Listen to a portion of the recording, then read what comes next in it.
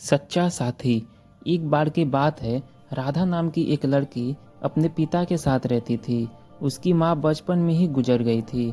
वह अपने घर का काम करती, फिर कॉलेज जाती थी। कॉलेज जाते समय वह रोज रास्ते में एक जगह पक्षियों को दाना डालती थी।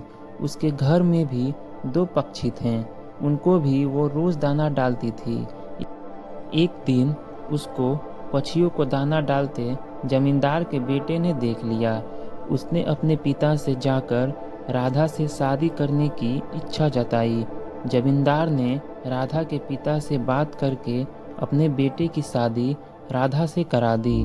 राधा अपने साथ घर के पिंजरे के दो पक्षी भी लेकर ससुराल आ गई। वह उन पक्षियों को रोज दाना डालती थी। राधा की सास को यह बिल्कुल भी पसंद नहीं था। वो उन पक्षियों को परेशान करती थी। वो उनका दाना पानी जमीन में फेंक देती थी। एक दिन राधा की सास ने पक्षियों का पिंजरा ही जमीन पर फेंक दिया। उसे यह करते हुए राधा ने देख लिया। राधा ने मना किया तो उसकी सास ने राधा को ही डांट दिया। इन सब बातों से राधा परेशान रहने लगी। एक दिन राधा के पति ने परेशानी का कारण पूछा तो उसने सारी बात बता दी। उसके पति ने राधा को पक्षियों की भलाई के लिए उनको पार्क में छोड़ने की सलाह दी। अपने पति के कहने पर राधा ने उन दो पक्षियों को बाकी के पक्षियों के साथ पार्क में ही छोड़ दिया। वो उनको कभी भी दाना देने पार्क में जाती थी।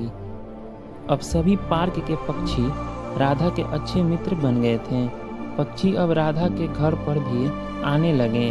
राधा की सास को जब यह पता चला तो वह गुस्सा हुई। वह राधा को उसके मायके छोड़ने के लिए उसको साथ लेकर गई। रास्ते में कुछ चोरों ने राधा की सास के गहने चुराने की कोशिश की। तभी राधा के पक्षियों ने आकर चोरों पर हमला किया, जिससे चोर भाग गए। इसके बाद राधा और उसकी सास घर ही लौट कर आए। अब राधा की सास की सोच पक्षियों के प्रति बदल चुकी थी। उसने राधा से कहा कि अब हम दोनों चिड़िया को दाना देने चला करेंगे और पहले के दो पक्षी को घर वापस लेकर आएंगे। यह बात सुनकर राधा बहुत खुश हुई। दोस्तों, इस कहानी से हमें यही सीख मिलती है कि हमें जानवरों से अच्छा व्यवहार करना चाहिए।